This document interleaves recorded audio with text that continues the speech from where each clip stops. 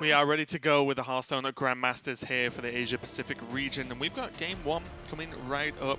It is going to be Staz versus Surrender, and the classes they have chosen are going to be Warrior and Mage. We did talk a little bit about the Mage list. We can go into a little bit more about how it lines up versus Warrior, but you can see the two players there getting ready. Staz and Surrender on the left. Surrender, extremely well-known Korean player, and had a ton of success in the past few years. But when talking to him, he actually said this previous year he didn't think he did that well, and he wasn't really trying his hardest. But he said this year it all changes, especially with Grandmasters. He said that this is, he is coming back and he's gonna, be a powerhouse, especially that he was a couple of years ago. So, what do you make of Surrender, Language Hacker?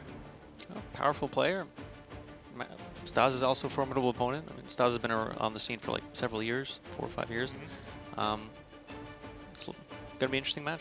Yeah, I'm looking forward to this one as the first match as well of Grandmasters. Must be a nice little thing to know you're up first as you take a seat and get ready for that first match. But as I said, Surrender is one of the players who is bringing the Warrior as well. So it is going to be Warrior versus Mage, which at least historically, outside of these specific deck lists, has been almost why the Mage was built, right? It's like people built Mage in a way to just beat Warrior that everyone was playing in the first few days. Right. So, do you think that's going to be the case when actually both players can tech against each other?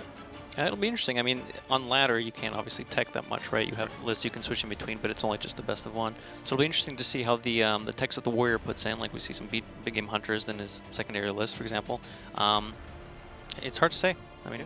Yeah, it's going to be a tough one. We can check out the lists in a minute now. So we do have the list coming up for you guys, and I do think that it's going to be a little bit of a tough one at least. As I said, it's best of 3, so we are not playing best of 5 that we've played in the past. So if you lose your first game, you're going to lose one more, and then you've just lost that match for the week. You play 2 matches a week, but you've just lost one of them, and it could be a bit of a tough one, I think, here for Surrender, because this initial deck is actually just the Control Warrior, the Bomb Warrior, I would say. So, does it have that good a matchup? We see the key cards, Dr. Boom, of course, pretty much the big deal in making these Warrior decks work. But Omega Devastator has been a tool that's been extremely powerful in terms of the big removal for these Mage threats. But what do you make of this initial Bomb Warrior from Surrender going up against the Mage from Staz? Well, we see double Eternium Rover and double Town Crier. One drops in themselves are not that powerful, but we see a pretty powerful curve coming in, and occasionally you can see that Bomb Warriors just kill Mage on like turn 7 or 8, even without bombs going off.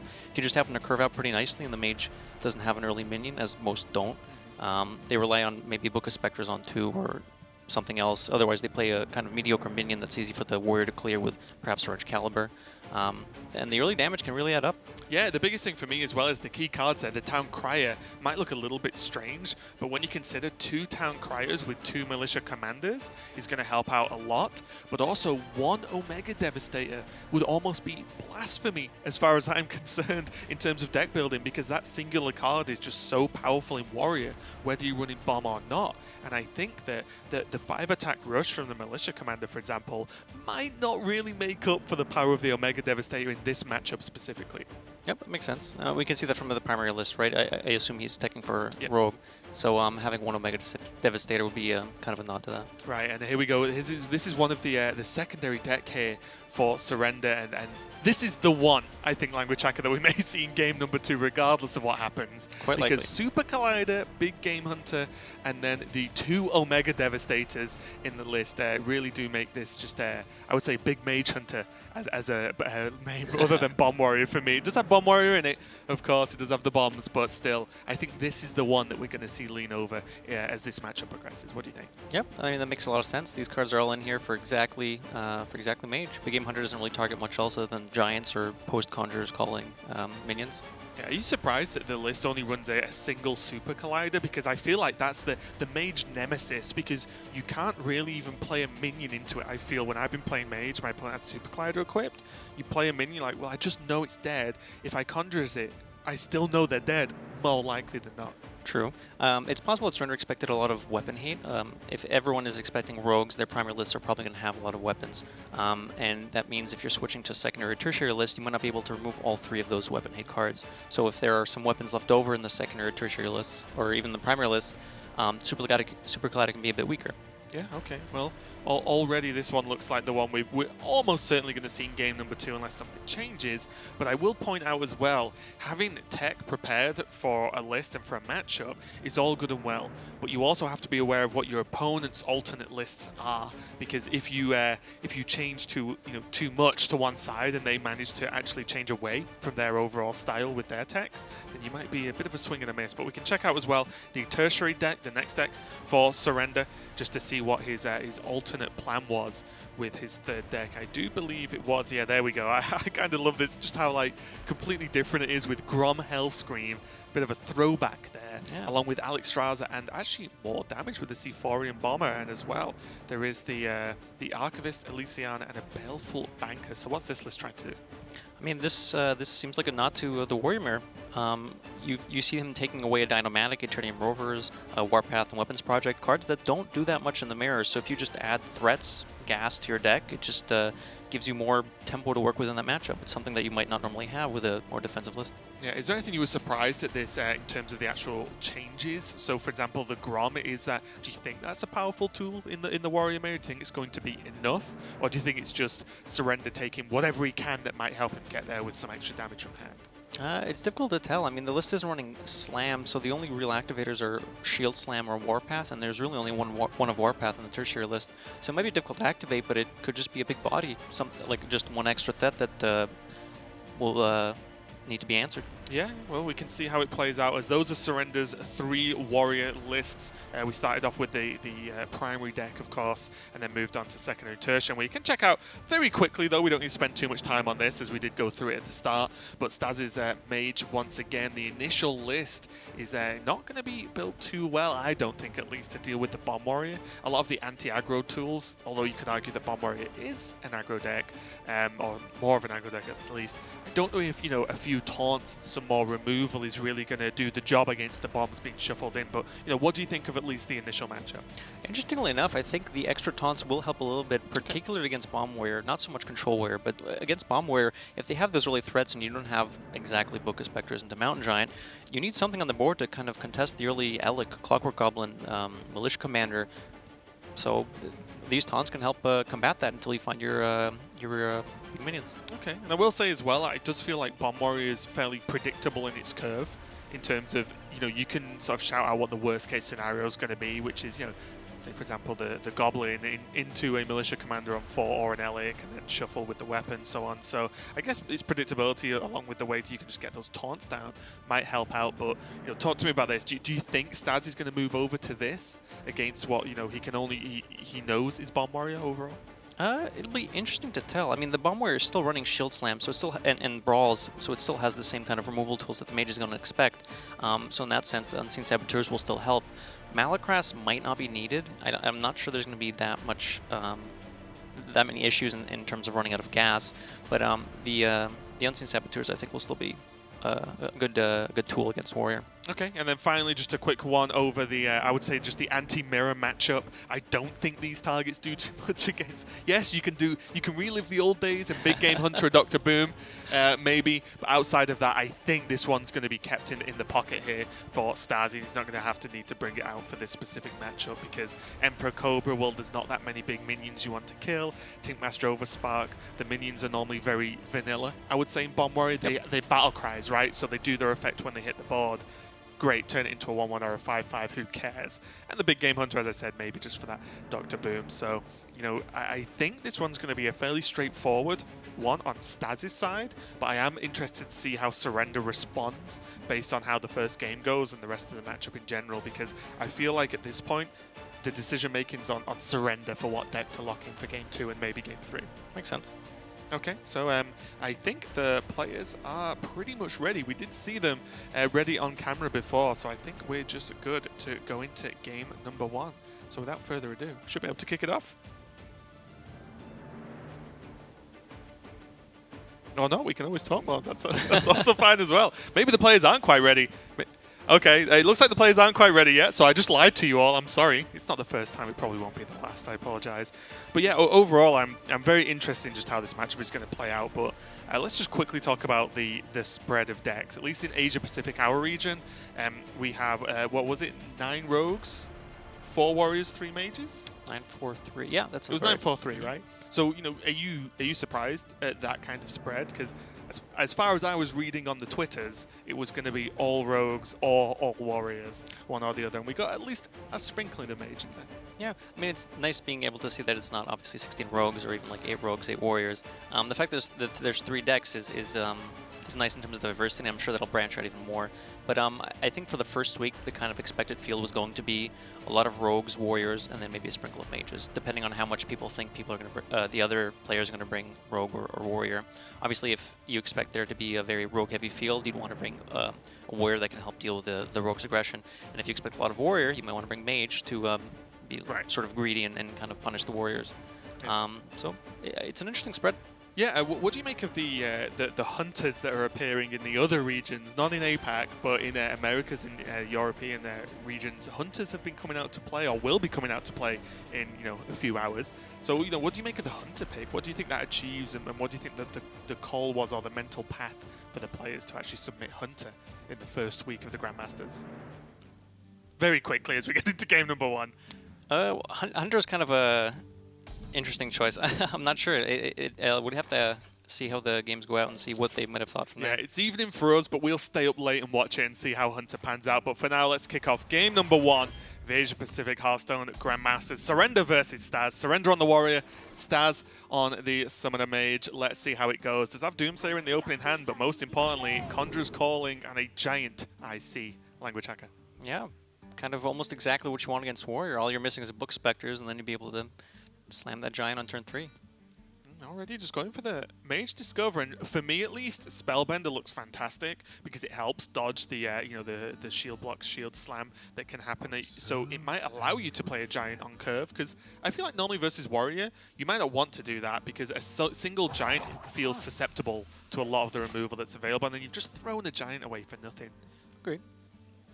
Yeah, the protection against shield slam is very interesting. It looks like Staz agrees.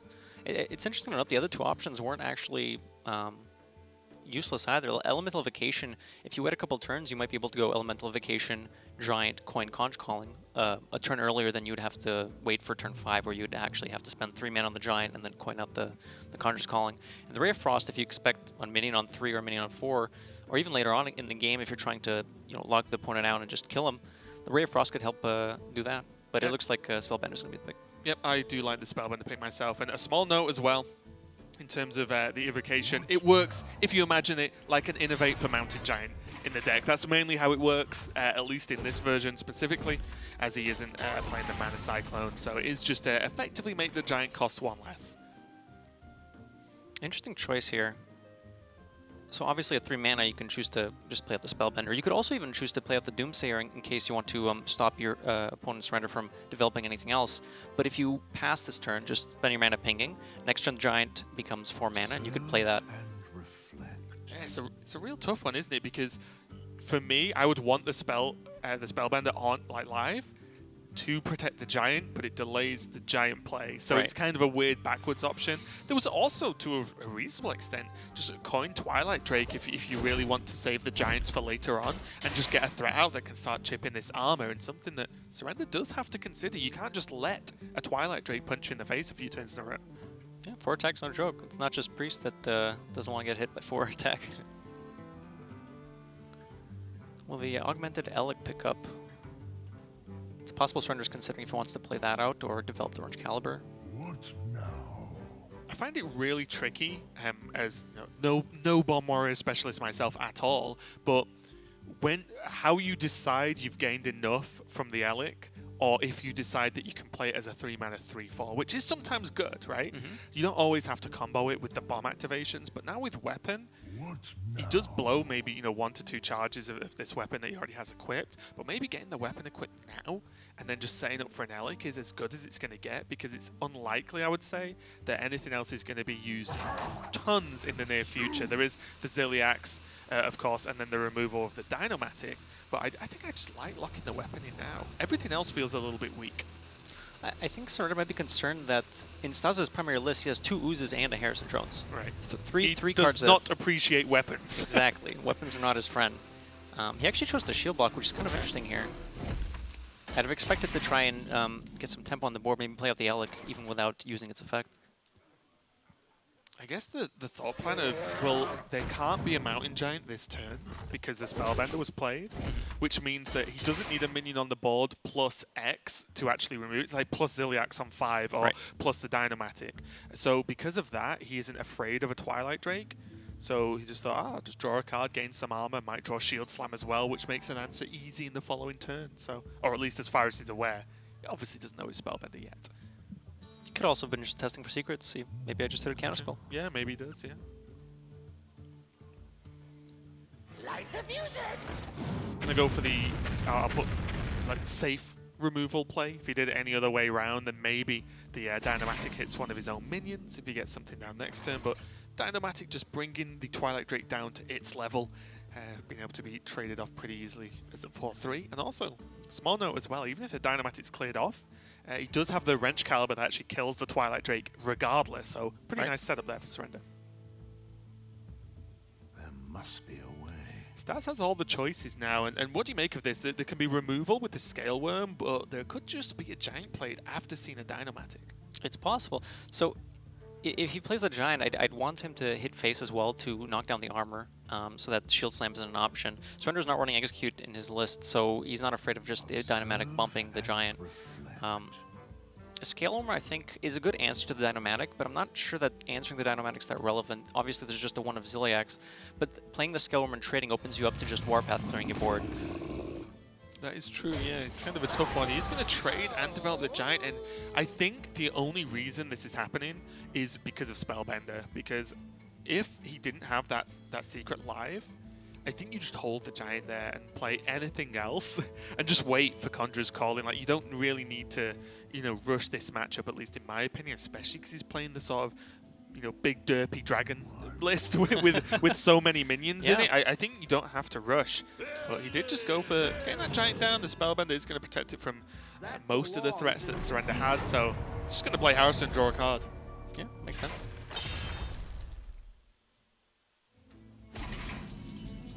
The only spell in Surrender's deck that actually procs Spellbender is Shield Slam, so that's actually one of the best secrets you can pick up in this mirror. It's actually pretty crazy, isn't it? Okay, and now, does Staz just go? He can afford to. He has 2 Conjurer's Callings in hand, which does have Twin Spell, which is effectively 4 Conjurer's Callings he can play this game already from hand. He could just, say, trade the Harrison or go face, and then double Conjurer's Calling if he really wanted to. That would generate a lot of extra minions for him, but does he need to go that far in? Can he play even slower? I'd be very surprised to see him play no Conjurer's Calling. I think at least one's coming down. Oh, yeah, I feel like you have to play one. I mean, you've got a Giant on the board, come on. But yeah, after that he has to decide how much he wants to come into the board. Surrender knows it's not Counterspell. We saw Shield Block being played and it didn't proc the secret, so Brawl is a possibility if you extend with 2 Conjurer's Callings. Scale Worm. Okay, with the trade, right? Surely we're seeing coin. There we go. This I was wondering if he was going to Conjurer's Calling, maybe even twice, which could be overkill, but use the 2 separate twin spells to keep the card count high for Astromancer next turn. Right. It was just a small consideration. I didn't actually see what the card count was, but yeah, he did go with that play instead, and now he has the 7/8 Taunt, along with a fresh Giant and a 5/3. So I think this is the first turn that Staz is saying, okay, Surrender, do you have a Brawl in hand? Yep, now you start checking for answers. Big deal as well is he only runs 1 Brawl in this initial list. Yeah. So it's as unlikely as it's ever going to be that it's in Surrender's hand right now, and you can see Surrender's kind of like, I know there's a secret that isn't, it's not split an image because he killed a minion. Right. He knows it's not counterspell because he's shield blocked. So he has to be thinking worst case scenario. It's unlikely with choices that Staz is picking Ice Barrier or Vaporize, for example. Right. It's about to get the bad news. The eyebrow raised and a bit of a shake of the head from Surrender, as he is about to get hit very hard in the face by Staz next turn. And with this armor Shield Slam, there's no way to clear anything else on the board. Militia Commander plus the weapons, only 7 damage. Has to decide how to spend the rest of his mana. He could either keep... I think Shield Block's the right call. I don't think you're answering this board without finding your 1 Brawl, so... oh my god. Oh, okay. Okay. The Brawl he did find, so Surrender's ready for next turn. And now, the big question is, because Staz didn't see the brawl that he knew Surrender would have played if he had it, Right. is he going to go deeper down the rabbit hole And how deep down say, the rabbit yeah, hole? and let's go full Alice in Wonderland here, fill up the board and go face. But I will say, even if he did, yeah, he still has a lot of juice left in the tank. I think I would like to see him maybe one more Conjurer's Calling, but hold the Astromancer. Interesting. I actually want to play the Astromancer this turn. Conjurer's Calling is a lot easier even after the Brawl. With 3 mana left over, there's not a lot Surrender can do post-Brawl if you happen to have drawn it. I'm just worried that if the 5/3 survives, the Scaleworm survives the Brawl, or even if Surrender could play a minion and Brawl, and then they could win. Oh, And then you're struggling to use up the Conjurer's Calling, whereas I think you have 3 Conjurer's Calling left. Like, you may as well throw when you've got 2 more and you still have an Astromancer. Actually, that's a fair point. One of the Conjurer's Calling is still a twin spell. So you Exactly, could use, yeah, exactly. Yeah. He has 3 in hand, effectively. Which means, yeah, you just use 1 twin spell and then hold Astromancer in case he brawls. Because he either brawls, you refill with Astro, or he doesn't brawl, you've won. Oh, So this is interesting. He's holding back here. I think part of this lends to the fact that Alex Strauss is in hand, so he knows he doesn't need to just kill him straight from 30, which he's already succeeding to do, by the way. But if he just keeps the board state kind of like this with 2 or 3 minions, eventually Alex Strauss will just kill him. yeah, that's true. There's not much you can do, even with a bit of armor. If you set down to core health 15, well, you already see there's a lot of damage on board as it is, so it's going to make up the difference pretty quickly. And again, Surrender's going to have to make a tough choice here. So with both Shield Slams gone and a weapons project, activating the second Shield Slam is very difficult. I'm wondering whether he just has to play the Clockwork Goblin and brawl. Oh, say I need to win the brawl. I think that's just the line. Everything else, nothing else works, Then, right? then you've got, I would say, a 50% chance at an acceptable outcome. Either your Goblin wins or the Scaleworm wins, which is still bad, but not horrendous. But if you brawl first, well, the minion that lives you're doing nothing about anyway. So I think he does need to play that Clockwork out. Okay, he's going for Elic? Oh, Elic Brawl, sure.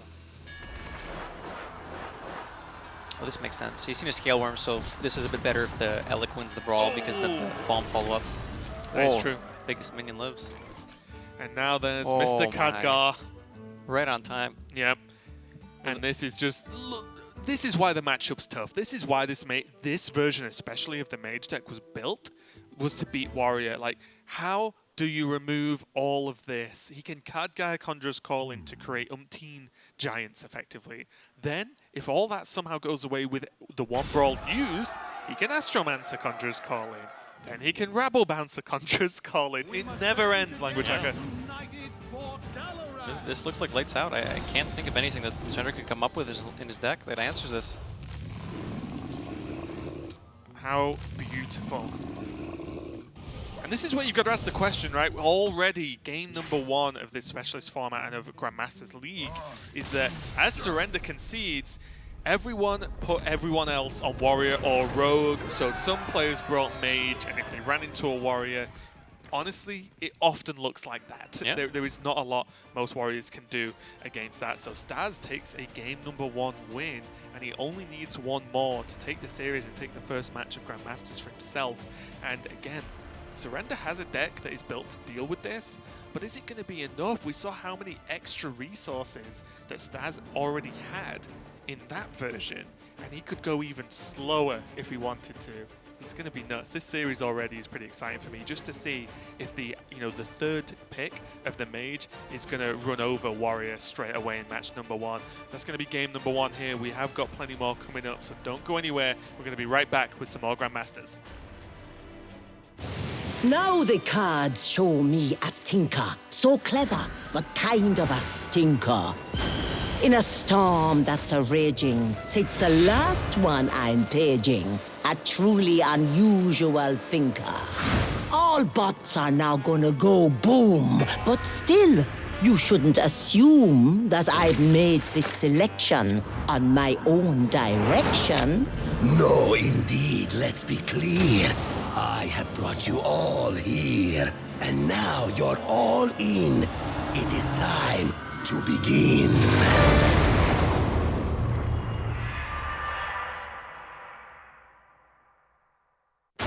The cards see a heart that is stony, and a totem that's all kinda bony. This witch in such danger will soon be no stranger, 'cause she's gonna be our new crony. We welcome you into this room, and we promise your enemies doom. Just one more who's coming. The last one I summon is a fella who makes things go boom.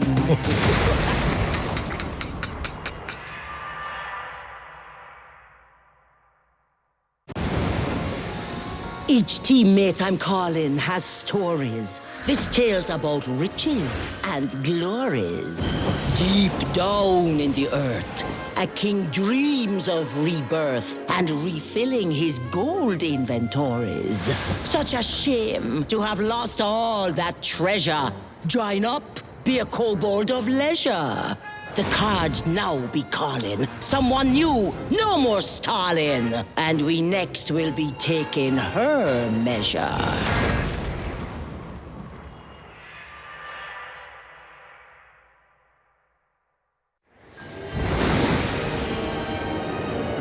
One night I was called on to scry. But what is this symbol I spy? It's my own crystal ball. Yes, I'll answer the call. And the others will come by and by. That's right. We be calling a team in. The masters of plotting and scheming.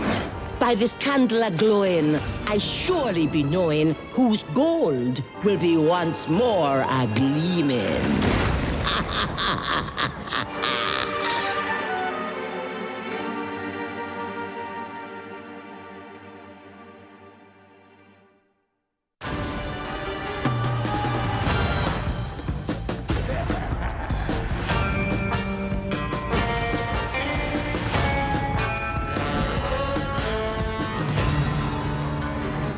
Back with some more Grandmasters here, and I am looking forward to this, the continuation of this series, although it may be a little bit of a quick one if the game one has anything to go by. It is Staz versus Surrender, Staz's mage versus Surrender's warrior, and we just saw Surrender pretty much just get steamrolled. To be completely honest, there's no really better phrase for it. But what do you make of these choices? What are your predictions to how these players are going to shift their secondary or third deck, and if they're going to use it at all?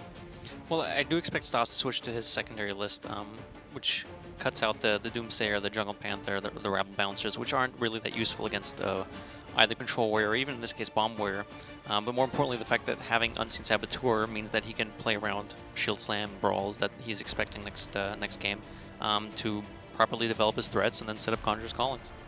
On Surrender's side, I do expect him to switch to his secondary list as well, with a double Big Game Hunter, the second Omega Devastator being added, as well as the second Brawl and the Super Collider. Yeah, it's going to be a tough question, right? Because we can assume Surrender's move into his anti-mage deck. It's why he brought it in the first place.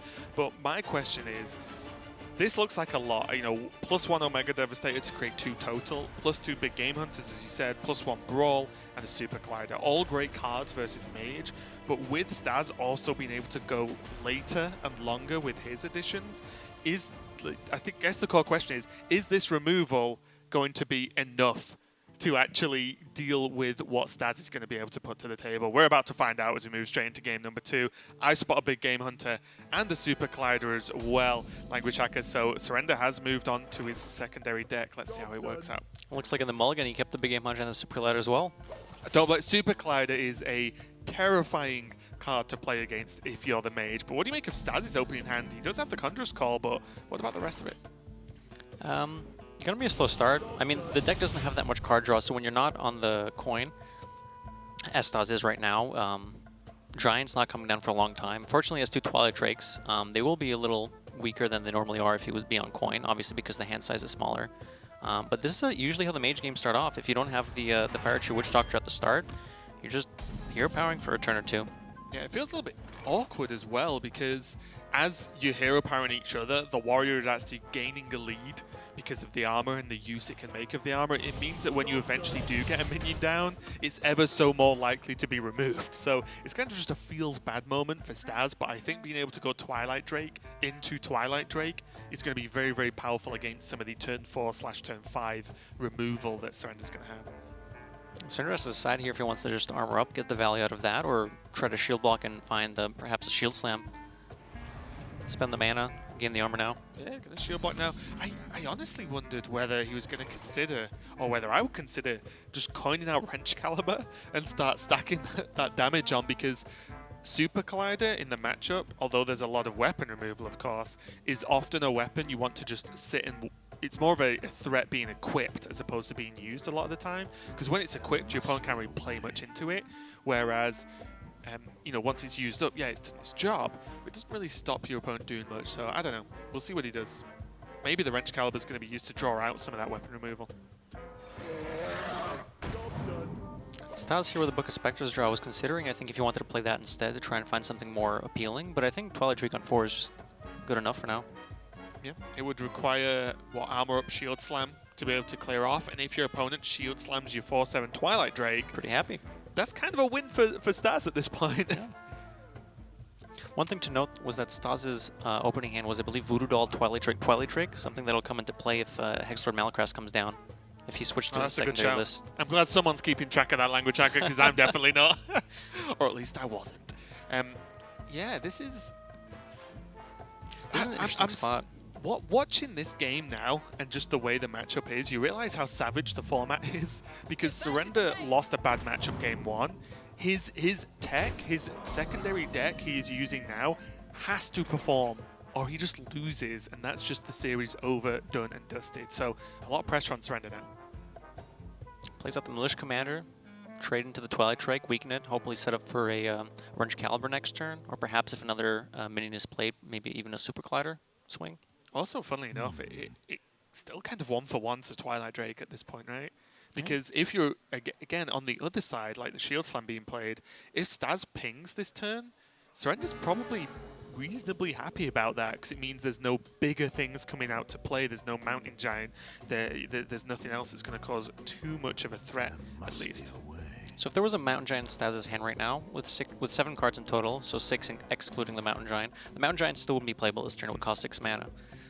I think by doing this, Surrender is hoping, I mean, like you said, if Staz comes out with a ping, not much else will be developed. Surrender's pretty happy with that.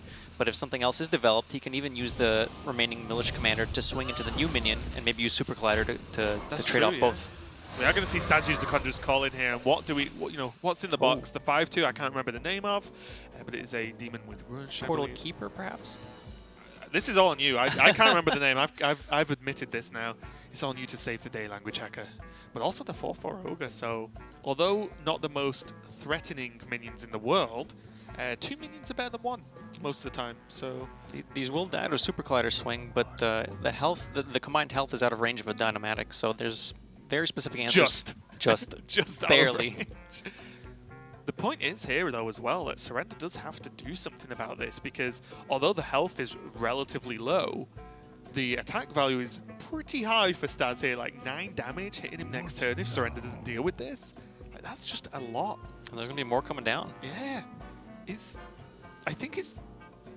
Maybe this is just the way the 2 games have rolled out so far for Staz, and maybe just the way his second deck's built. But I feel like he's never not had insane value every single turn of each game so far. Okay, there's Super Collider, nod from Staz. Right, he knows what he's up against. Ooh. I like playing that on curve. So this is interesting.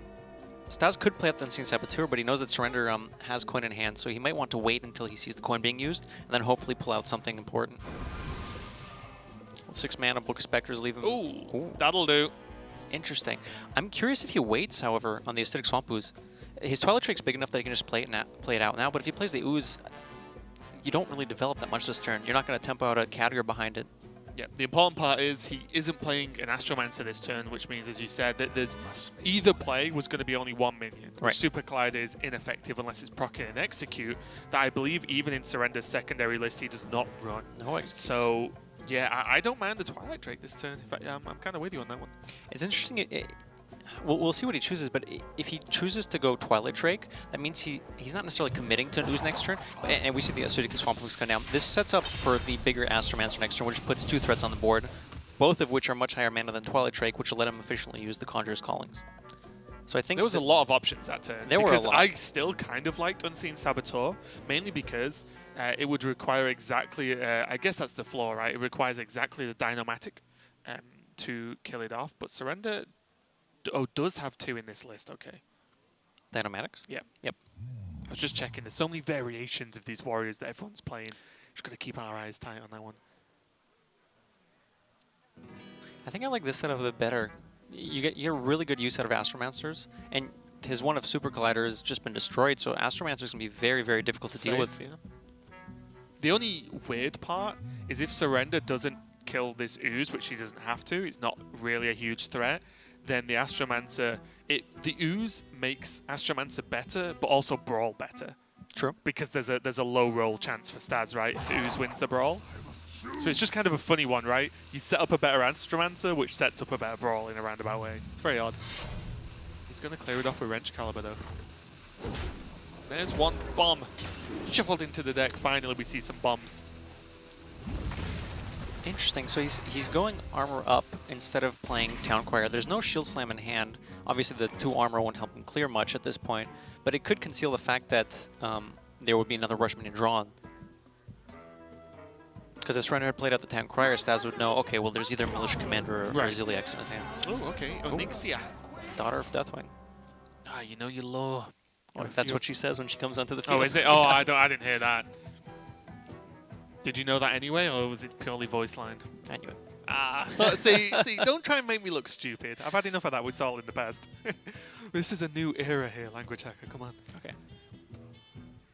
Well, Big Game Hunter kept in the opening hands, looking really, really tempting now. It's not the 8-8 Surrender was planning on BGHing, Hey, but it'll do. We'll take what we can Yeah, get. it'll do. The problem with the Big Game Hunter is that there's still this 5/5 left over, and you know there's at least the second half of a Conjurer's Calling in Staz's hand, because we've seen him use it on the Twilight Drake earlier on. Yep. Do you remember when BGH was 3 mana? That card was OP. That card was powerful. I mean, it sees play at 5 mana, so... There's the bomb going off pretty early for Staz there. Not too impactful. Surrender probably doesn't really care that much that the bomb went off or not, to be honest. He doesn't have Dr. Boom in hand, so he wouldn't have ticked anyway for those extra boom bots. But mainly the health isn't really an issue. Surrender just needs to just secure himself here and not just get run over by big dudes. And also there's no extra bombs available for Surrender to even play. So it's not like he can think, okay, I'm in a terrible spot. I'm going to stack up like 4 bombs and hope I just get him. You know, and hope they proc. Right. Honestly, the way that these hands are looking, that might be what Surrender needs to do to find a win. Staz looks like he's not going to run out of gas anytime soon.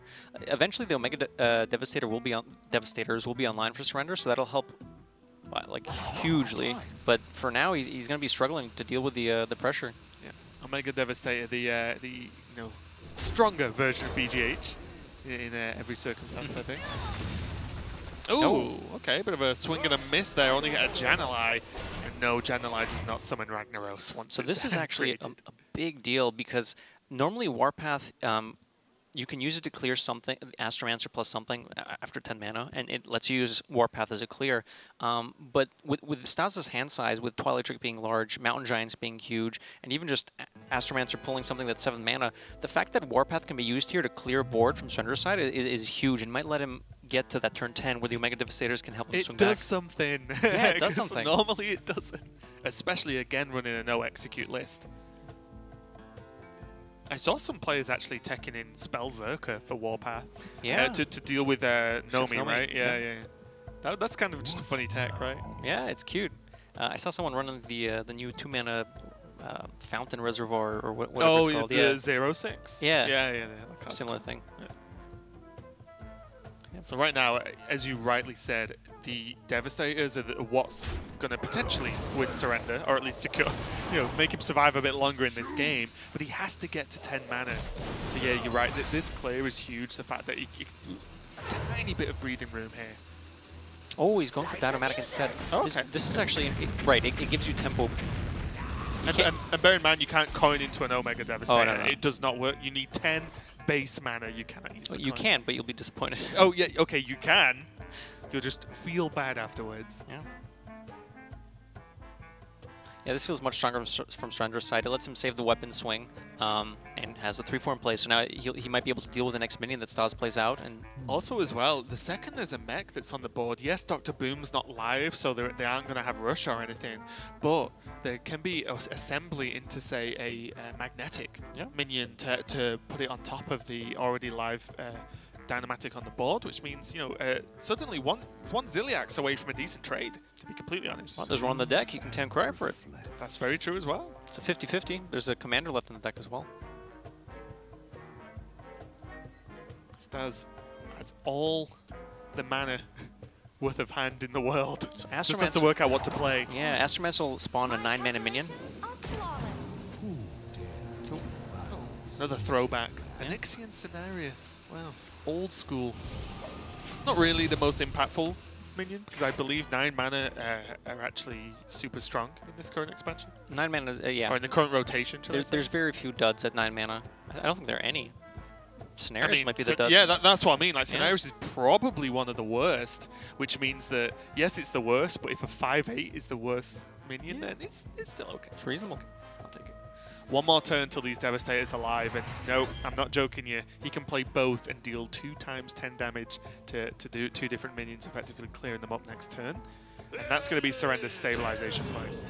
I think he's just digging as well. He's just after Dr. Boom. The Ziliax is big because it lets him... Exactly. Magnetizing into the Dynamatic lets him clear the Cenarius, which is scarier than the Astromancer for Conjurer's Calling. And heal up some of that health as well. It's going to be nice. Just put him a little bit higher. Maybe he survives 1 extra turn, 1 extra big minion swing.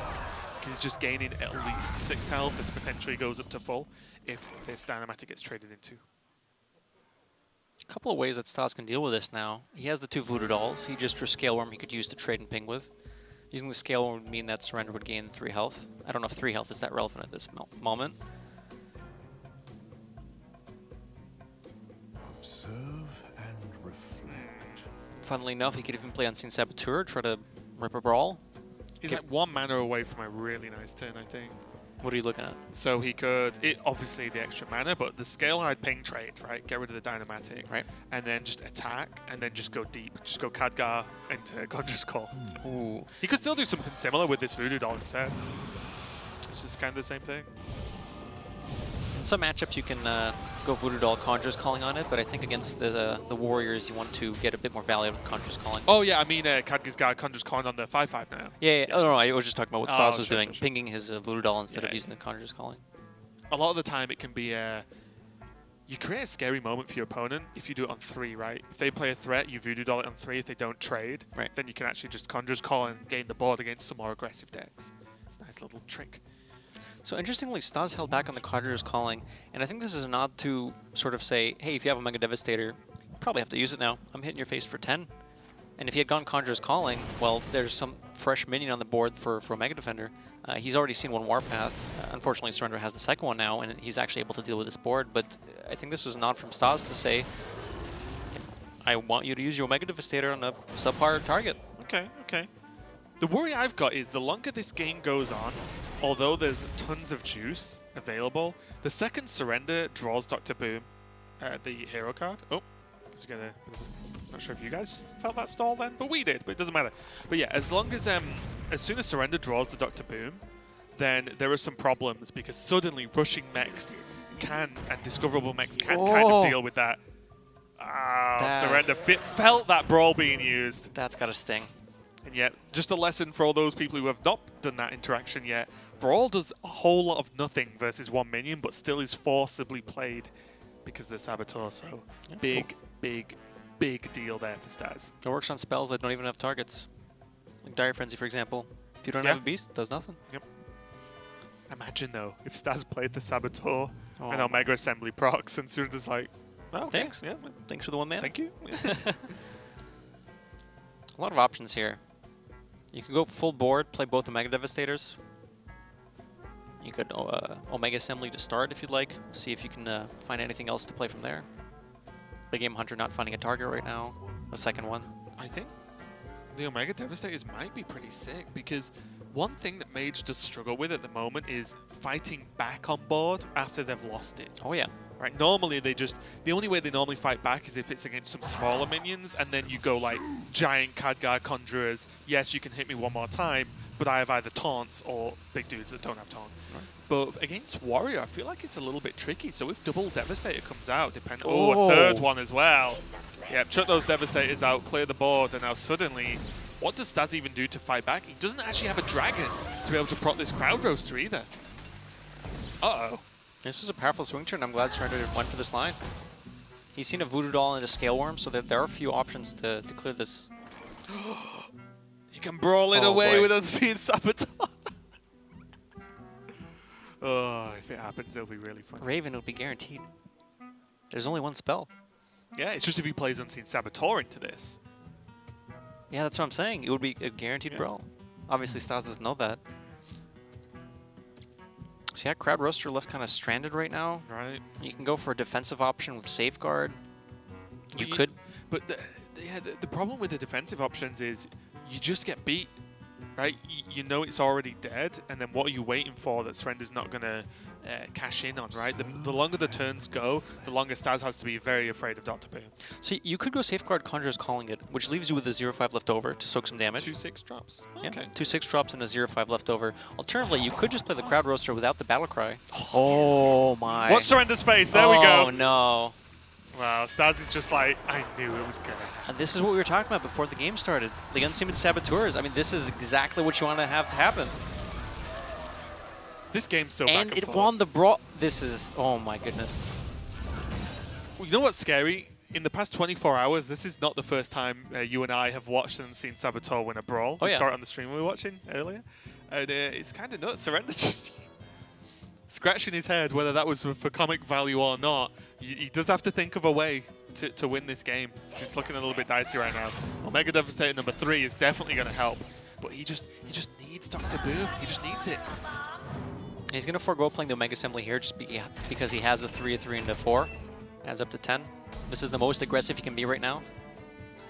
With one bomb left in Staz's deck, with the Clockwork Goblin putting it in now, if you push enough damage, you might be able to get there. Yep. However, with the Ziliax pickup, that's very unlikely to happen now because you can heal back up from Staz's perspective. I think Ziliax trade Khadgar Conjurers go. Oh yeah. I mean, That seems pretty good to me since you've played your opponent's brawls for them. You get the heal value. you've seen both Warpaths too, so even if you have like some medium-sized minions, there's no Whatever. answer. You just need more stuff at this point. And this is why it's a big deal. Like this matchup at this point normally becomes Conjurer's Calling versus Dr. Boom. And Conjurer's Calling wins when they don't have Dr. Boom. Oh, well, I say that. Not the best one in the world, but still, Surrender's unhappy. But even, that's the thing, oh no. Even with minions that aren't crazy, like the Grubash Berserk and the Faceless Manipulators, it's just enough stuff on board. Nullifier. Curious to see if that'll come down this turn. It doesn't let him make any convenient trade. I mean, it lets him, for example, if he magnetizes the Omega Devastator, he could cleanly kill the 2/7 Grubash Berserker. But I don't think you want to be leaving that 5/5 up. The mage does have a hero power. That can get out of hand really quickly. Yeah. I wonder if he actually, if anything, Brilliums the cap hole. What are you hitting? Don't know yet, I've not decided. You could also bump the Demolisher into the 5/5 and then activate the Big Game Hunter in your hand. That's true. Oh, that's not bad actually. Yeah, that's not bad. You can go with Wrench Caliber as well, clean up a Manipulator, and then maybe take a value trade with the Omega Devastator on the Khadgar. Yeah. Either way, you're killing the Khadgar. Probably. I'm signing up to that one. Like the Khadgar's way too scary, and you know there's Conjurers available too. Looks like he is going to go for this EGH play. I like it. You sold it to me, Language Hacker, there. It's the most stuff you can remove while developing your, well, developing a Fortitude, but Hey, it kills one of the minions on the board. yeah. And also just shuffling the bomb. Just a small note as well, that Ziliax did put Staz the health total away from a clean bomb kill. So multiples of 5, basically, you have to look out for. Not that it's a huge deal at this second in time, but you know, if It could somehow become Surrender relevant. shuffles 4 bombs and he goes to 3, well, he could have been at 20 and died instead. So it's all important to keep an eye on.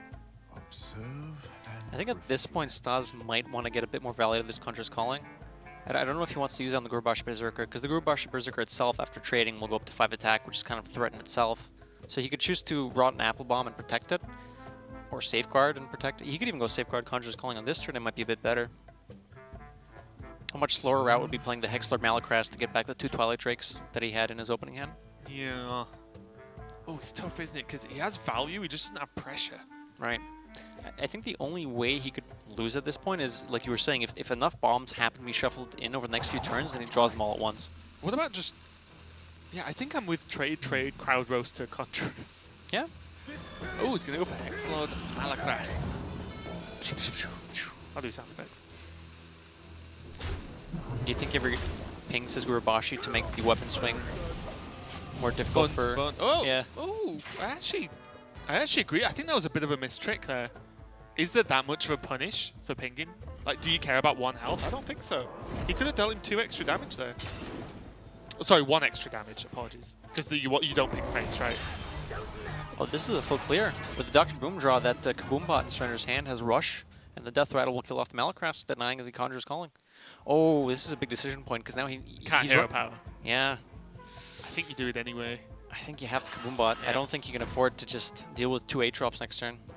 You already know you have to deal with 2 more Twilight Drakes now. I wonder... Oh god, these bombs happen quite often, don't they? They're showing up real quickly. Yeah, not much time between these.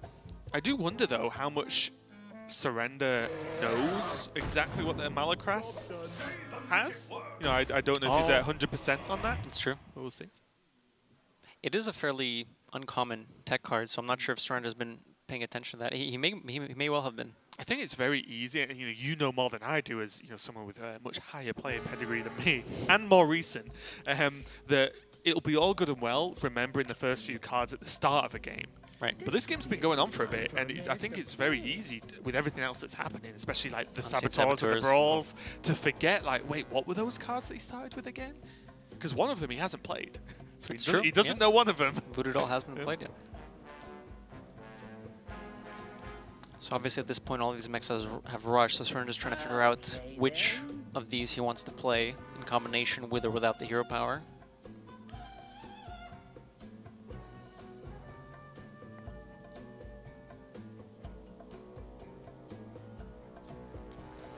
Staz, knowing that the 2 Brawls were gone, decided to play the Safeguard instead of the second Twilight Drake, so that if a Rush minion gets through the Safeguard, there's still 0-5 left over that has to be killed before the other minions can be reached.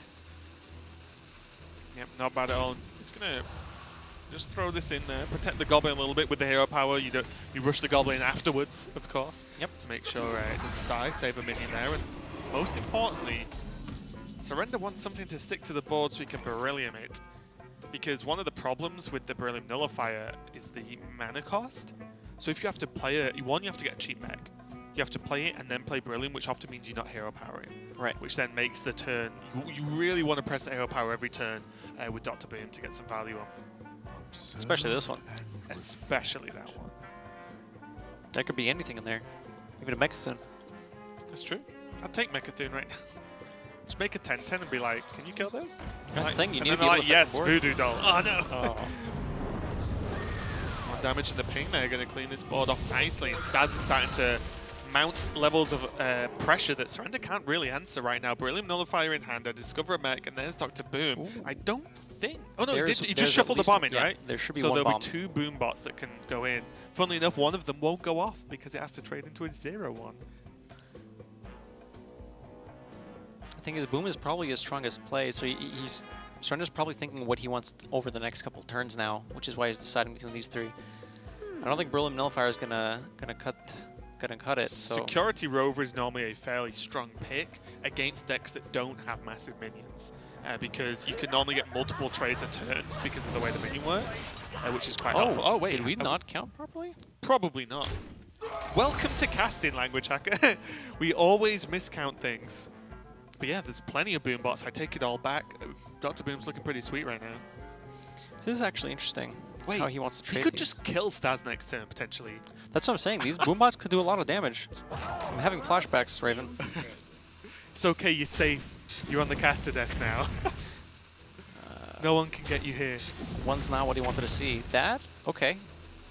So it's like, okay, 2. So this means there's at least 3 bombs left. So if he managed... Oh, yeah, these bombs are not hitting... Oh, no. Surrender could still win this game. If there's 3 bombs left with 11 cards, oh my Oh, he goodness. can't believe it. Wait, did he?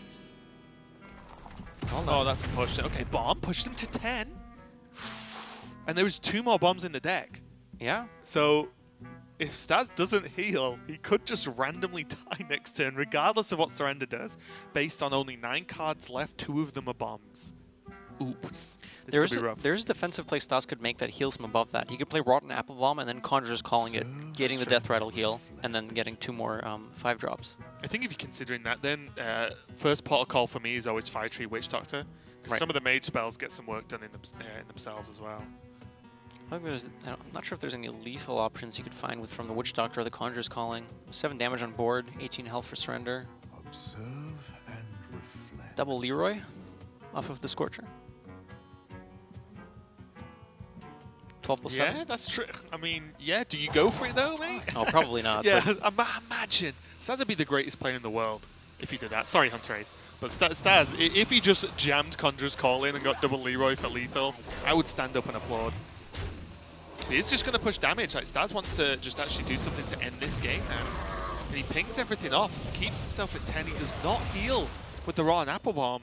And if Surrender, say, draws another bomb activator, which he does not, he could have even stacked more pressure. oh, I don't think you can pass. yeah, I think you do. It feels a little bit bad, especially if we see 2 bombs go off now. But I think Surrender's correct not to. Yeah, Not this to makes do a lot that, of yeah. sense. Here we go. Oh, there's one. There's 1 more in the deck. Ooh, okay. Okay. Still not bad. And suddenly, this game has been so back and forth. I've not known what to make of it. I think one of the main turning points was when Staz Conjurer's Calling the 7-man minion and was left with another Astromancer and the Jan'alai. Yeah. The fact that the Warpath was able to clear the board, just reset tempo, bought Surrender enough time to get to turn 10, where the Omega Devastators just were able to turn it around. It looked pretty rocky, but it looks like he might be able to squeeze it out. He's not out of the woods just yet. There's still some threats, but... I think now just... Ooh, so there's tough choices, right? Okay, so now already we remove the Crowd Roaster, remove a minion Conjurer's Call. Right. Because they've not got the mana. But the spells, as I said, the mage spells often just get stuff done. All 3 of these are incredible right now. Ice Barrier buying you some extra health. Power Creation could either get you up some big taunts or perhaps find some chargers. I don't think there's any lifesteal you can get at 6 mana. Flame Strike also almost clears the board. It leaves a 2/3 guard bot from the Security Rover. It looks like he's going for that. Okay. I was interested. I think, personally, I would have gone for something a bit bigger as a play, because you give your opponent time to just hit you more and you're on 9 health. Like, what's the response? Magic neutralized. 6 damage. 5/11. Ooh. It is targetable by Crowd Roaster, but most importantly, not targetable by Conjurer's Calling. Oh my good. I think he needed that because there was no way for him to clear the That's what I guard mean, bot. yeah. Normally Conjurer's Calling can be used as a sort of quasi-removal.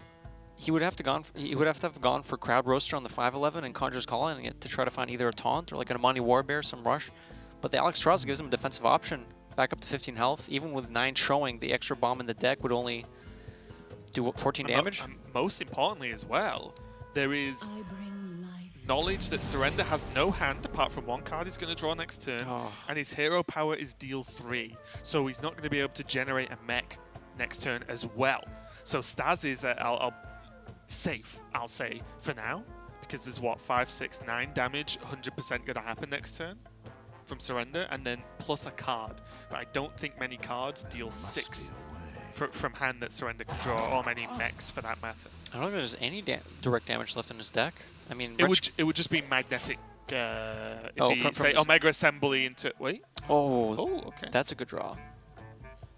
He can trade off the Town Crier, Dynamatic, and use the Dynamatic to kill off the Alex Straza. Oh yeah, Surrender's nodding. Surrender's like, yeah, yes, Language Hacker. That was I the draw. agree. I agree. That is a good play, sir. Oh, doesn't even need to. Oh yeah, you're He's right. got the zap. The hero power can zap it. I disagree, Language Hacker. That was not the play. Okay, so Surrender leaning back and just hoping enough is enough. But now, there's exactly enough mana for Mountain Giant Conjurer's Call, and it is, you know, pretty much straight down the middle whether you get the 7/8 taunt or not. And if he doesn't, though, he's just close to dead. Yeah. Much more likely to get a taunt from the Mountain Giant Conch Calling than the Crowd Roaster. Yep. And he doesn't have any other options as far as I can see.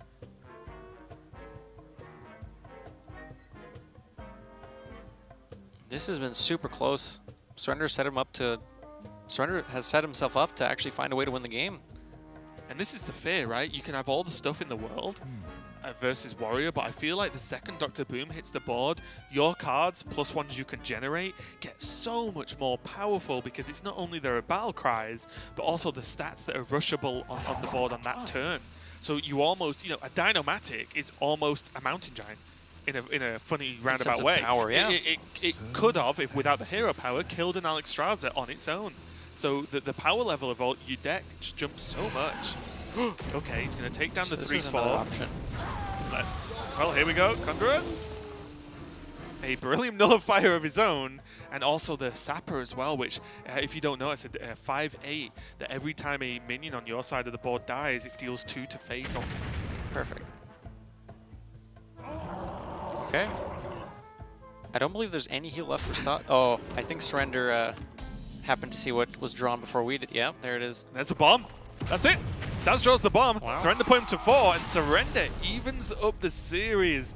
Both players taking it, you know, to the final cards, and that was a close one. I honestly thought throughout that matchup that both players were going to win about 50 different times. That was so back and forth. And again, though, I feel like the tech choices from Surrender in his secondary deck helped, but I 100% feel like without Dr. Boom, when it was any later, that game was over for Surrender. Oh, definitely agree. So what do you think is going to be the outcome here? Do you think Staz is going to change anything, or do you think he's just going to go for the rematch with these two decks? Probably just the rematch. I mean, oh, this game was crazy. I even forgot the Unseen Saboteurs pulled up Yeah. both brawls. That's insane. -2 brawls, and he still won. Dr. Boom's a hell of a card. That's what I'm saying. With the Big Game Hunt and the Omega Devastators that he kept, I think Staz is going to need the Saboteurs to pull out some stuff. Right. So, I don't know. It's gonna be nutty as far as I'm concerned, because I don't think. Maybe one of the problems or one of the questions I have to be asked with Specialist is, does building one tech deck, like, is that always the way? Do you need like maybe a third fallback deck? Because I'm sure right now Staz would maybe like to go, oh, if only my third deck had this. Or maybe he just thinks that was just the way the game went that time. Just because you can tech for a matchup doesn't make it 100%, of course. So do you think he's just going to be happy with this deck? Do you think there are any regrets going on for any players right now? No, I think Staz, looking back at that, should recognize that, you know, the variance from the Conjurer's Calling, I mean, it is a random minion. Knowing what the range of things at 7 can be, it's not like he can plan around getting exactly 5 health and 4 health minion. Yeah. I think it was just unfortunate how that played out. As soon as Surrender got to 10 mana, obviously with Dr. Boom later on as well, but the Devastator's bought him enough time to get to the point where he can take back tempo and start, you know, making the game go long enough to where all the bombs that are being shuffled in eventually add up to 30 health. Yeah, and just a quick note as well, just in case you're just joining us or not quite 100% on the lists, Staz has added the Unseen Saboteurs, the Astromancer, a Crowd Roaster that we saw, and the Hexlord Malakras we saw get played out.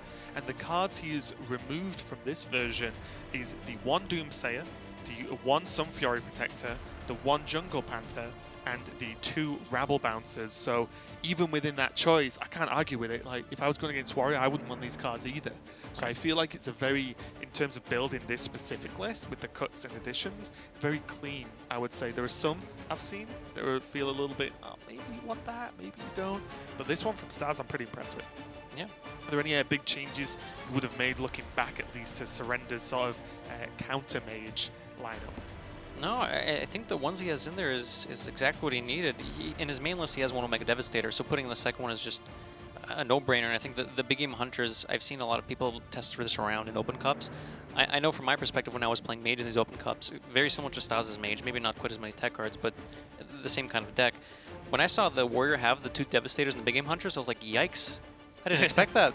Ouch. Yeah, that changes a lot. Well, the problem as well is we didn't really see the Mountain Giants come into effect in that game either. So it felt so just middle of the line for both players. Boom came in just about in time to make a difference, but Surrender was -2 brawls effectively but he didn't have to go up against early Mountain Giants. He only had Twilight Drakes as a problem. But then we saw the Hetzlov Malakras. So I don't know, that game was really, really crazy for me. And all the players are evened up 1-1 now, and only one more game to play out to decide who's going to actually get the first win of the series. And the first win of Grandmasters. This is match number 1. We're going to have Asia Pacific. We're going to bring you with 4 more matches after this one, and then there's Europe, and then there's Americas. So ton of Hearthstone over the weekend for you guys to check out. But again, just talk about these players overall. Surrender, I saw him at the summit, and he was very serious about what his thoughts were on his performance last year versus, say, previous years. He had a quiet one, for Surrender at least. For Surrender. And he's very, very serious about saying this year it's going to change. I'm going to go back to being a top dog. And a lot of the other players in the Asia Pacific region rated him extremely highly. They were like, who are you scared of in your league or in your division? It was just like, Surrender. He's one of the best He's players a powerhouse. in the world. I mean, we saw that in game 2. Both his brawls were gone. I mean, he played that game perfectly, even with so much pressure coming up from Staz's side. He managed to find the line that won. Yeah, and I think a lot of the pressure as well is on Staz, because as a player, he's probably one of the lesser known players within the region and within Grandmasters as a whole. He does have a long career. He's just not really been in the spotlight too often for, say, the general public, the general viewers of Hearthstone at home. But he's got a lot of pressure. Just this is the moment, right? You have weeks and weeks of this league. If you come out on top, you will be up there. People get to see your face week in, week out. And that means he can make an even bigger name for himself across more regions, which is going to be pretty high. But that's going to be it just for this game. As I said, we're down to the wire now. Tiebreaker is going to come up. One more game left to decide who wins the series, and we're going to be right back after this break.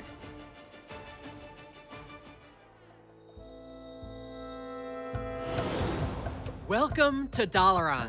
I'm Peter Whalen, one of the designers on the Hearthstone team, and I'm excited to walk you through the most magical city in Azeroth. Dalaran is home to the mightiest mages the world has ever seen, including the very aspect of magic himself, the Dragon Kalikos. This is the perfect setting for the League of Evil to strike, a floating city filled with magical artifacts. Its streets are lined with powerful magical wares of all kinds, and even the statues and tapestries come to life. But while the League of Evil have some tricks up their sleeve, a city of mages is far from defenseless. Mages will, of course, take part in the defense of Dalaran, but they're not the only ones. Hunters, druids, and paladins have all taken up arms to defend their city from evil. Take, for example, the leader of the Dalaran City Guard, Commander Risa. She's a 3-mana, 4/3 paladin minion, and while she's in play, your secrets trigger twice. She's laid magical wards throughout the city, and when she's around, they're twice as powerful. That means Noble Sacrifice will summon 2 2/1s, and only one of them will die. Redemption will summon 2 copies of a minion that dies, and Hidden Wisdom will let you draw 4 cards. But powerful champions aren't the only thing the Dalaran defenders have in store. They also wield a new keyword, Twin Spell. Twin Spell cards can be played twice. After the first time, a fresh copy is added to your hand that you can play anytime you want. Unlike with Echo, you won't lose a Twin Spell card at the end of your turn. This let us make a wide variety of designs. Some Twin Spell cards, like the Forest Aid, are powerful tools with built-in card advantage. Others are smaller and more versatile. Take a look at Ray of Frost. It's a 1-mana spell that freezes a minion or deals 2 damage to an already frozen minion. On its own, that's a mildly interesting card. It's somewhat similar to Iceland, but this one has Twin Spell. That means you can freeze 2 different minions, the same minion across multiple turns, deal 2 damage to a minion, or follow up a Frost Nova to snipe 2 targets. You have a lot of different choices, and figuring out the right ones is the key to being a great mage. But why Twin Spell? We knew that for the defenders of Dalaran, we wanted a spell-based mechanic. It is a magical city, after all. You'll see a lot of spell-type things on the Rise of Shadows. Minions that grow based on the spells you have, that enhance or recast your spells, and more cards that care about your spell damage. With all these spell-based mechanics, we wanted a keyword that would enable you to get more mileage out of your spells. Enter Twin Spell. We're back here at the Hearthstone Grandmasters Asia Pacific region, and we are about to go into the last game of the first series. It's Surrender versus Staz, and it's all tied up 1-1. Staz took the lead with a very convincing Mage versus Warrior. His Mage deck, just as a standard versus Surrender standard, just did so much better and was built to beat it. But then, you know, it was a really close game number 2, but the secondary decks that the two players moved to, that they are free to do between games 2 and 3, or between games 1 and 2, I guess, it looked a lot better, didn't it? You know, the cards were there, the big game hunters, the extra Omega Devastator, the extra brawl, and also the Super Collider got some work done and drew out that weapon removal. But, you know, how do you think game 3 is going to go? Are we going to get a repeat and Surrender's going to take it? Or did Staz just get a little bit lower on the luck side maybe for that matchup?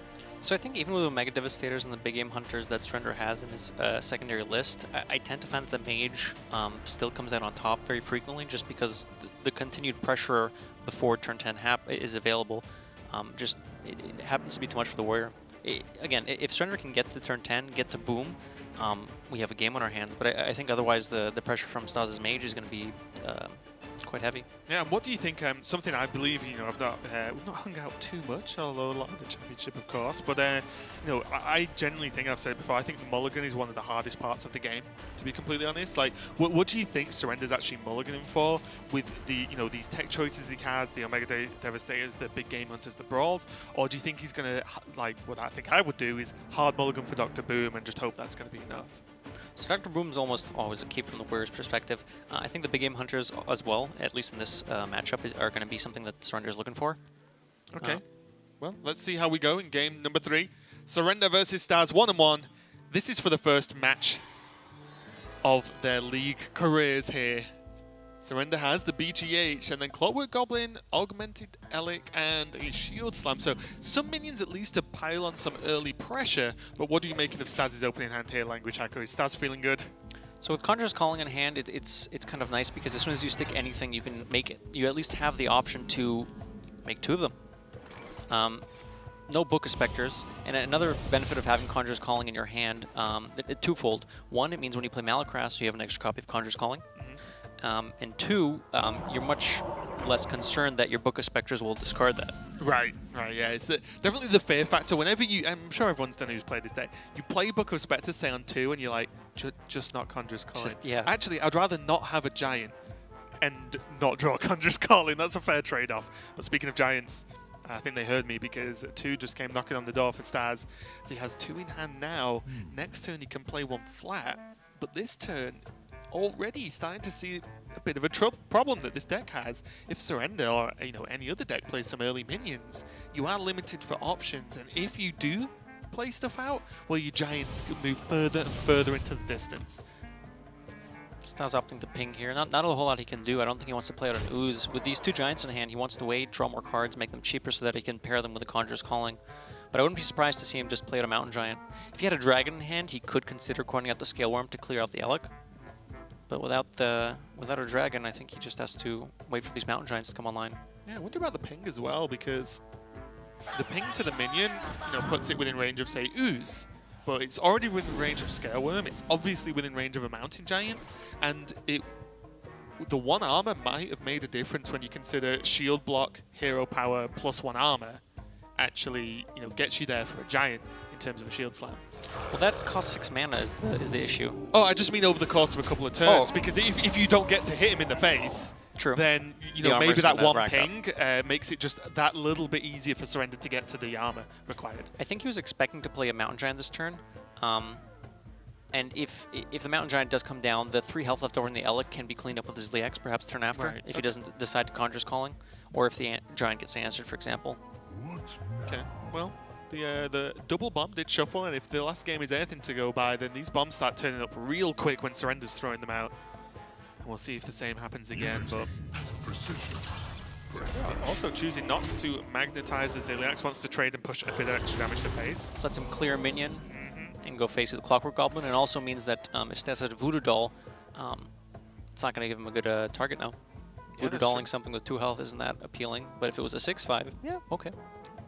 And also as well, you start to just look at Surrender's hand, and there's the Wrench Caliber, which is going to push minimum 3 because he's going to equip it and probably swing it that turn because it's a bomb. And also 6 more on board means that I think Staz wanted to play a giant, saw this turn, is now thinking about not playing a giant because he's scared. But I also think he maybe should have played a giant anyway and just said, well, if you clear it off, you probably have to use minions. And that's fine. But instead, going with Ziliax, it does mean that there's the giant next turn into coin, Conjurer's Calling can happen. So playing a little bit slower, but slow isn't always bad. I think with the big game hunter techs, if Staz plays out a mountain giant and just gets big game huntered with Surrender already having minions on board, it can become a real problem because that's how the early damage adds up, and then the bomb chips start to get you. This way, he guarantees an extra minion when he plays the giant. He can giant coin Conjurer's Calling for 7 mana here with a coin. That way, even with big game hunter, there's still a secondary minion left on the board that Surrender has to deal with, and if he doesn't, the second Conjurer's Calling can come out. He's actually not going to Conjurer's Calling. He's going to remove the weapon. Doesn't want to die, doesn't want to lose another game to bombs right now. But I think as well, it's purely because he has Giant number 2 in hand. Agreed. So he can actually Giant and do the same turn, except just 1 mana more expensive the following time. Again, keeping big game hunter in mind, Staz's play, if Surrender has a big game hunter, big game hunter comes down, what else can Surrender do for 2 mana?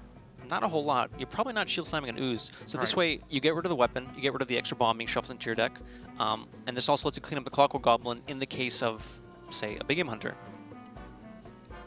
Okay, well, let's see how it plays out then, because Surrender does have Dr. Boom, or Blastmaster Boom, sorry. Right. I will differentiate those two a little bit better going forward, as I believe we are going to be seeing a lot of them.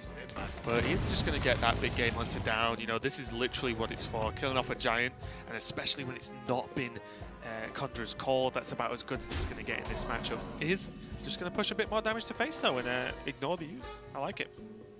Staz still has the option to go giant coin Conjurer's Calling. With 1 big game hunter gone, you probably want to see, all right, how much armor does Surrender have to work with? Is it possible that if I do this, the giant can get answered, and then the board can try to deal with the rest of what Staz is developing? But I think with the ooze setup, this means that the giant coin Conjure is going to be very difficult to answer. Even with a shield slam, there's going to be a second half left over. I think for me as well is because Hexlord Malacras has a Conjurer's Calling in the pool, just do it. Like, if he gets you again and clears everything off, well, you have the second version of the Conjurer's Call from the twin spell effect, and then you Malacras and get another Conjurer's Call, and there's another one still in the deck. So I feel like, you don't want to wait for Surrender to get Boom.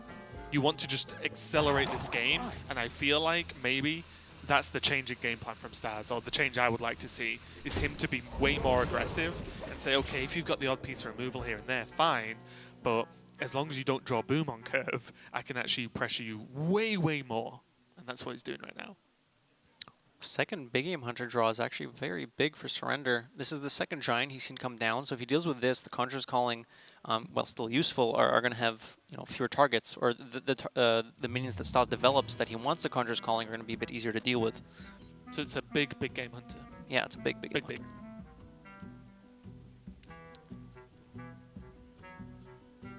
1 mana off a really nice turn. Yeah. Like, being able to weave in the shield block and a shield slam would have been so that'd be a pretty sick. big swing. But the important thing to note again is that Surrender's not dying. Obviously, Staz has a board now, but the big game hunters buy him enough time to get to the point where he can actually play Omega Devastators and then start taking back tempo. He's just going to go for the armor up and get the trade off. He would have obviously loved to have the mana to do the shield block instead and save the 3-3, but still, that is just one huge set of threats gone for Staz. And Surrender's feeling happy. At worst, he has a 4-2 that we've seen that he's been taking opportunities when possible to actually push face as much as he can. The only problem now is outside of the shield block, Surrender's getting a little bit dry, and it's something that happened in the previous game as well. He did run out of resources, and really, the Boom was all that was keeping him in it. He would have got stomped if he didn't get Boom when he did. Not a whole lot Staz can do this turn. It's just one minion at a time, unfortunately. He could go Conjurer's Calling on a weaker minion, a 5-drop, but I'm not sure if that's what he wants to do. I think he wants to make something bigger. He does have another Conjurer's Calling, obviously, in the Hexlord, and another one in the deck, but I think you need more you need bigger things on board. I don't think making medium things will get there. Yeah, I was considering it would be slow, but the Dragon Ball Scorcher plus Ping at least gives you a clean 3-5 on the board. The problem is it is weak to Dynamatic. And so he did just go with the Astromancer instead and got a pretty good one. Sunwalker means that there's got to be something else along with extra damage for this big game hunter to do anything else now. 1 mana off from Surrender's Point to be able to deal with this with just Warpath. So it's not quite an option yet. He can still Warpath once, play Town Crier, get the Militia Commander? Militia Commander and clear the board, right? You'd have to Warpath twice. The first... Oh, yeah, the Militia Commander kills the Sunwalker. 4-5, Yep. and then the 4-2 Big Game Hunter goes into 5-5. And Surrender's already played the Ziliax, so he knows that the Militia 100%. Commander is guaranteed. Yeah, 100% out pull from the Town Crier. I mean, it feels a little bit bad to use the Warpath, but I feel like in the previous game, Surrender got very fortunate to be able to actually Warpath clear boards. So I think I like this. It utilizes resources, he draws cards. And it puts you ahead on the board. Yeah, exactly, and he has something exists on the board for him. And Staz has to start from scratch again, and I think that's really powerful. Ooh. I like this a lot. So this, from Surrender's Point, pushes, A, it pushes damage, B, it leaves even more on board. He's using the Shield Slam very offensively here, not defensively. I believe Staz is only running 1 copy of Dragon Maw Scorcher. Yeah. So Surrender's saying, all right, well, Dragon Maw Scorcher is pretty good here, but if you don't have it, I'm pushing a lot of damage. This gives me a way to win. And if you do have it, even, we were talking about this before, but Dragon Ball Scorcher Ping, right, clears the board fantastic. But even with Conjurer's Calling, they're only 5 drops. So they're about as manageable as a minion's going to get that gets conjured in this deck. So this is Surrender setting up for a Blastmaster Boom. I believe there's 2 bombs in the deck, 4 boom bots popping out. Can even get a cheeky draw as well, shield block first, depending on what he draws. Right. And then decide. He can still just play Boom afterwards or not. There must be a way. Staz just taking his time now. He needs to work out what he wants to do, but the Dragon Ball Scorcher seems pretty good to me, but he's going to avoid it. Oh, this is interesting. He did just see a Warpath. Oh, So he's he choosing wants Ping to, here. he has to, right? He's only on 9 mana. Oh, So you're right. yeah, but what this is okay. So you were completely correct. He saw the Warpath, which means that this 2-1 is very safe, and the reason this 2-1 is a threat is because it costs 7 mana. So he can Conjurer's Call the Giggling Inventor, summon some 7 drops, but Surrender just picked up the Warpath number 2. So he can still Warpath and get some work done here and play the Boom. It's still a little awkward with the Commander left at 1 health, because if it was at 2 health, for example, the Warpath could go off once, the Commander could clean up something, and then play the Blastmaster Boom. Another possibility is playing the Blastmaster Boom and then Warpathing, but I believe you want the Boom bots on board. Yeah, because you don't have Rush, you want them down to just choose targets next turn. Right. I like this. That's some Boom bots. I don't know how we keep miscounting these bombs left in the deck. We're just bad. We're just bad at bomb counting. We'll get the mouse moved in a second on the spectator for you guys, as we're just hovering over. Yes, that is a Boom bot, we remember. It's a death rattle, deal 1 to 4 damage, and maybe win the game, maybe not, as we saw from Surrender last game. Staz having 10 mana to work with now. No Voodoo Doll in sight. This Blastmaster Boom looks like it's sticking, at least for now. You could try Unseen Saboteuring, hoping maybe there's a Brawl in Surrender's hand. Malacross doesn't tough, do a whole isn't it, lot. just with the 1 card. Ugh.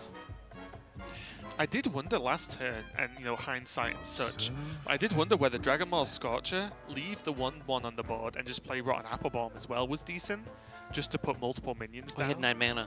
Oh yeah, I told you he had 9 mana. God, He could have gone Dragon Maw Scorcher Conch Calling to just That's put true, something. that's true, yeah. It's in a similar vein, yeah. Oh, here we go. Boom, boom, boom, boom. Oh boy. Someone carry on the lyrics at I home. expect he's gonna I expect he's gonna follow up with the Rotten Apple. Oh my goodness. Ah, so hard it froze the screen for a second there, but that is a lot of damage. Staz falls. The server wasn't ready for that many bombs. No, follows up with a Rotten Apple Bomb. Omega Assembly is a great pickup for Surrender. Not the best mechs in the world, but still it just gives him stuff to do. Apple Bomb will heal him up to 12, so it's at least Remember, 3 bombs. there's 3 bombs in the deck. Yeah, 12 is enough. Jeez. Sometimes. Sometimes, yeah. I don't expect Surrender is going to be spending his mana playing this Steambot this turn, so I think he's going to want to draw with Shield Block, find something else to do. These are a little underwhelming. If he happens to find something like an Omega Devastator, he can use that on the Rotten Apple Bomb. I think Steambot might not be so bad post-draw because it does defend the boom. True. And at the moment, 7 damage is just almost lethal.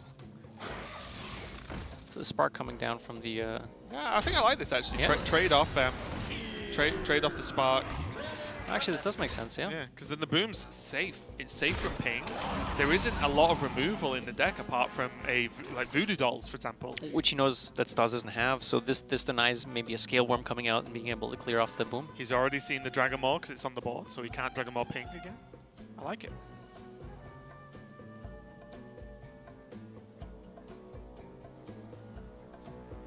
Observe and reflect. Could book a Spectres to try and find a Voodoo Doll to clean up that Blastmaster boom. Otherwise, I don't see how else it's getting cleared. He could Conjurer's Calling the Steambot, but that puts more power into the board, even though it lets you get to the boom.